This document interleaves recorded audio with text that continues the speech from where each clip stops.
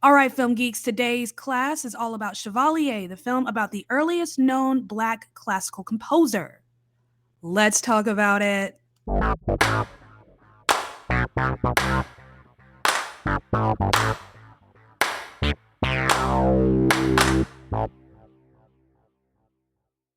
What's up, y'all? Welcome back to another episode of All Right, Let's Talk About It. My name is Savannah. I am your host. I do film reviews and film industry commentary.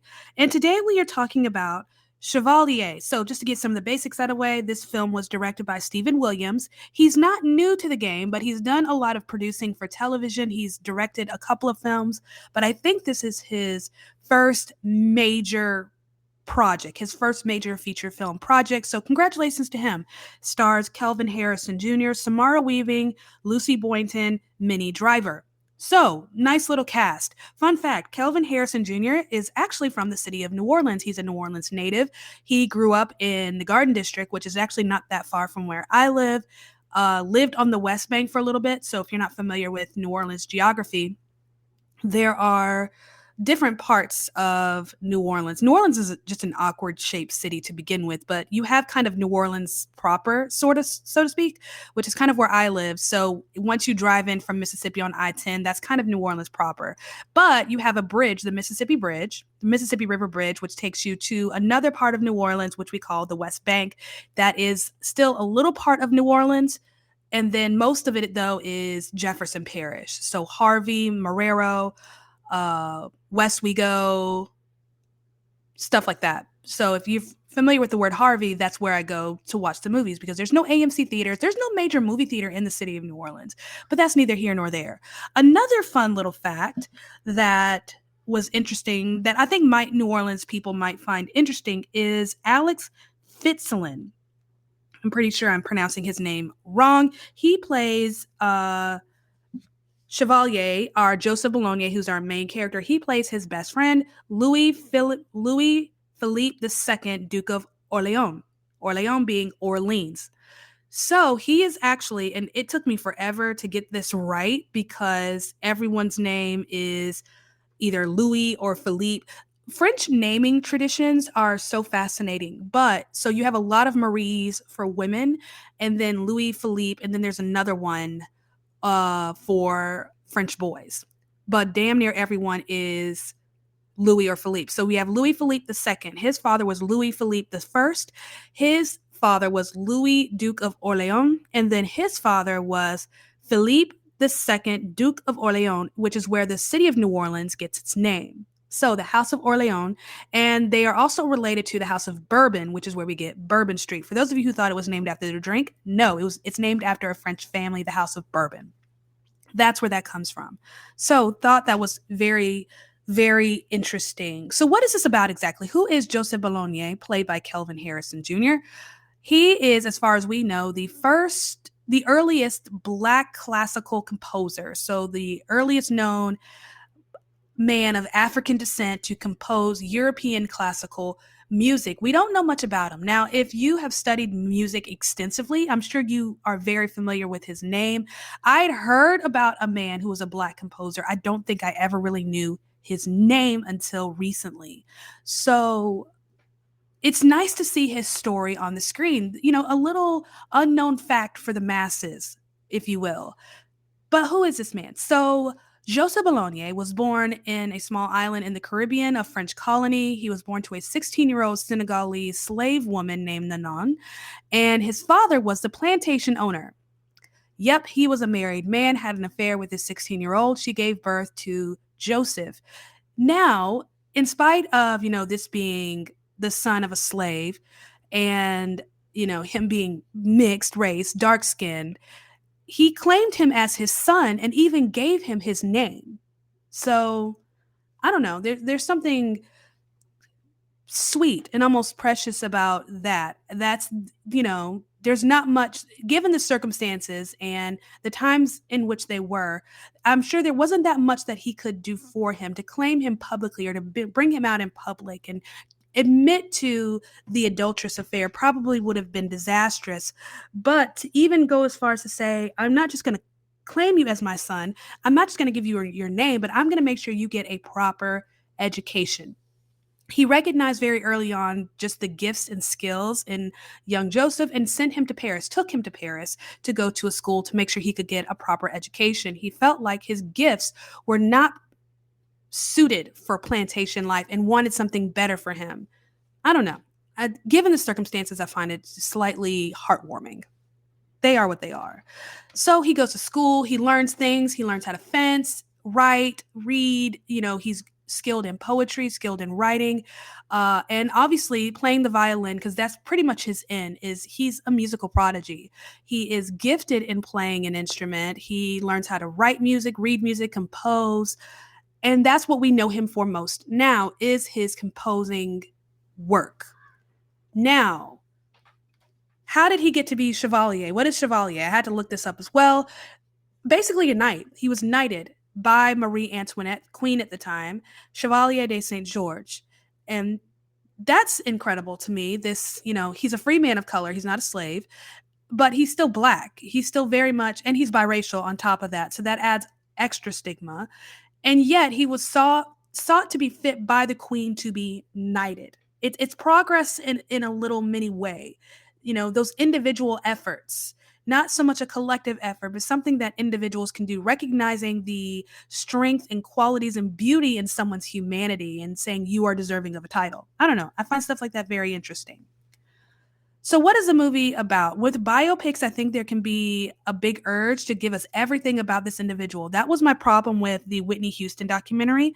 It was very, very episodic. There wasn't really a story to kind of wrap it around. It's like, we're just going to give you the life of Whitney Houston. Like, no, like, what are we wrapping this around? They were just giving us all these little moments, these kind of cutouts of her life, and giving these little clippets of some of the best things. Like, one of the greatest moments in Whitney's career is the Star Spangled Banner from the Super Bowl, and yet they botched that scene. Like, they gave us just a small little peek of it. People watch that. People from all over the world still watch that performance and cry.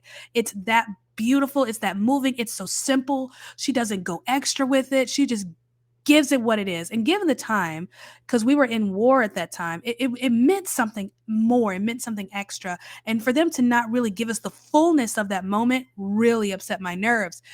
But then I think about, a documentary. I think about the Justin Bieber documentary, Never Say Never. I know, stay with me. What I loved about that movie, because they give us, snippets of how Justin got to where he was. And I think at that point, he was like 16 or 17 years of age when that movie came out, somewhere around there, because he was 15 when he came on the scene. That movie was wrapped around the Madison Square Garden performance, which would have been the highlight, the biggest thing he'd ever done in his career, to sell out Madison Square Garden. I don't know if that's still a thing or a goal for a lot of musicians now, but you hear it all the time from different musicians, to sell out Madison Square Garden, the legendary Madison Square Garden. And that's what the movie is wrapped around. That's the story. That's what everything is kind of leading up to. But in the middle, in between, we're getting, this is how Justin got to where he is. That makes sense? That's what I'm expecting from any kind of biopic, is not only are we going to get an idea as to who this person is and how they got there, but what moment in history are you trying to give us that gives us a good idea as to who this person is. Now, the story that's kind of the center of Chevalier is him wanting to take over the Paris Opera. So we start off in the movie with him going to battle with Mozart. That's how we are introduced to him, very cocky and full of himself, almost disrespectful. Like, why would you step on stage while this man is playing? There's never really an explanation for that. I think we're supposed to just see this man, outbest Mozart and be impressed. I was kind of annoyed with that. Like, okay, he's kind of a cocky douchebag, whatever, but okay. And that's when we get into the early life of Joseph Bologne, arriving in Paris with his father, him dropping him off at school. We get a sense that he learned how to play the violin at a very early age. Then we fast forward a little bit. He gets knighted. He begins a friendship with Marie Antoinette. They're at the opera together. And then he mentions at a party. Now, this party scene went on way too long. It just kind of dragged, and it was very, very annoying. And that's when we learn that he has ambitions to take over the Paris Opera, but she says, they're going for this other dude. And he's like, well, he's not even French. Joseph's French, born in a French colony, raised in Paris. Like, he's French for the most part. And he decides, well, he's going to be his cocky self and he's going to go head to head with this guy and say, hey, I'll fight you in a sense for the position, kind of a playoff, if you will. Uh, and so, offers, say, I'll take my violin, you take your violin, and let's play and let's see. And then Marie Antoinette's like, oh, that's a great idea. Competition. You put on an opera, you put on an opera, and may the best man win. And so that's kind of the meat of this story, is him putting together this opera. But he is determined, after hearing this woman sing at a party, Marie Josephine, played by Samara Weaving, he wants her to be the lead in this opera. Don't come at me. I've actually never seen an opera. It's on my bucket list, so I don't know any terminology. It's been a long time since I've been in any kind of music theory class. I used to play the violin when I was growing up. So he is determined. He's infatuated with her. He thinks she's beautiful and he wants her to sing in his opera. He wants her to be the lead. But we have Minnie Driver, who plays another woman who's kind of entitled Marie Madeleine, who's kind of like the prime diva opera lady. Interestingly enough, she played a very similar character in the movie version of Phantom of the Opera, except she really couldn't sing in that movie. She was a terrible singer, but Minnie Driver is back singing, and she actually has a very beautiful voice in real life, though. So I'm not sure how much of the singing was really hers, but she is, wanting to sleep with and take him to bed, and he says no. And that's when he sees, Marie Josephine, and he's instantly attracted to her. And then that's when, we get this whole proposition for an opera competition, and he wants her, and he seeks out her, finds out she's married, but he's determined. He ends up meeting with her and her husband's like, absolutely not. She's not going to get on stage where grown men are going to be oogling her. My wife is not a whore. But he is traveling for work or whatever. So she's like, well, he's going to be gone for a year. He'll never know. And then we get into, the creation of this opera. My issue with this is that it went by so fast. I don't know anything about what it takes to put on an opera. I don't know anything about the opera. To me, it just looks like they just kind of come together and make magic. I think there was a golden opportunity to show us what it looks like to put something like that together. I don't think I've ever seen a movie that goes into the details like that. This movie was relatively short, an hour and 47 minutes. And I think I liked the story that the center of gravity, this whole him wanting to run the opera kind of deal, but there was no meat to it. It was just kind of boring and kind of flat. This movie's getting rave reviews, but I'm not sure if I agree. I just thought it was the piecing together of the different scenes, the transition, it was just kind of awkward. And his character was a bit unlikable until you get to the end. And there was really no character arc. There was no, he starts off as this cocky dude, and he goes through some things that kind of take him down a notch, but there is no kind of internal conflict. Everything is happening around him. It happens to him, but nothing is his fault. That's the sense that I was getting, is that he is perfect just the way he is, and bad things happen to him. His humanity is kind of sacrificed for a sense of righteousness. Does that make sense? Am I making sense?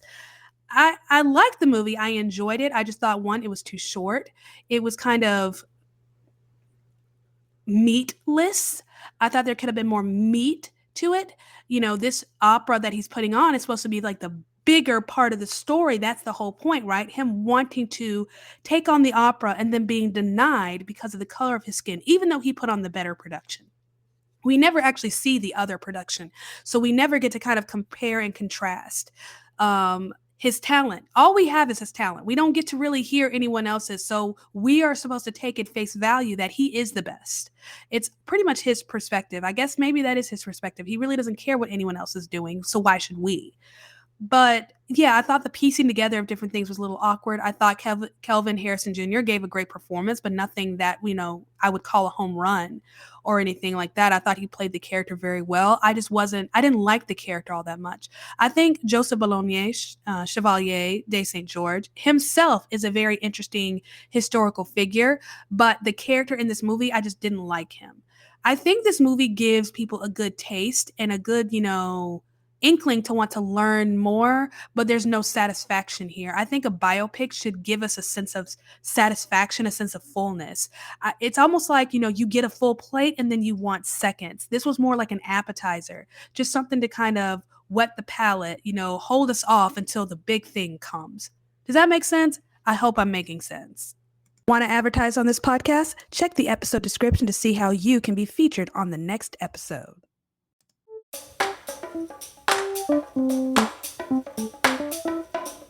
Thank you for listening to me rant a little bit about another movie. So that wraps it up for my review of Chevalier. Short, sweet, and to the point. I don't know what else there is to really say about it. So to kind of sum it up, what I thought it was a relatively good movie, a solid maybe 7 out of 10. Beautifully acted. I thought it was very light on the whole period part of a period piece. I think that was the one thing that really upset me the most about it. Was the thing about period pieces, especially when you're doing European period pieces, the highlight really is the architecture, the clothing, just the things that make that era, the things that we obsess the most about it. We ignore the ugly about it, but the things that made it beautiful, the lack of attention to that detail bugged me a little bit. But I thought it was awkwardly put together. I thought the acting was great. It just kind of lacked a real strong sense of gravity, a bit of meat.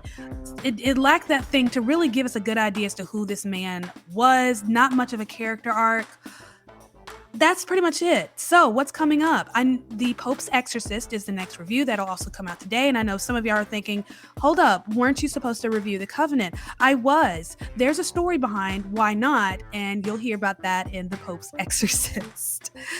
And I'm actually going to be seeing Nefarious tonight. Now, normally I ignore when people say, are you going to see this movie? Are you going to see this movie? You should see this movie. You need to review. I would love to hear your takes. I usually ignore that because I see what I see when I can with what I can. Does that make sense?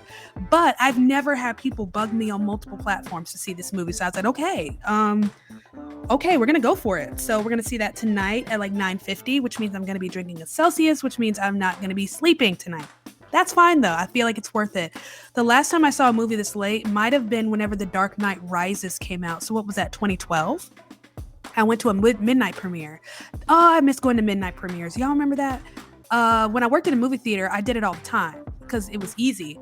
But most of the time, I wouldn't see the movie until after the movie started. So just complete tangent.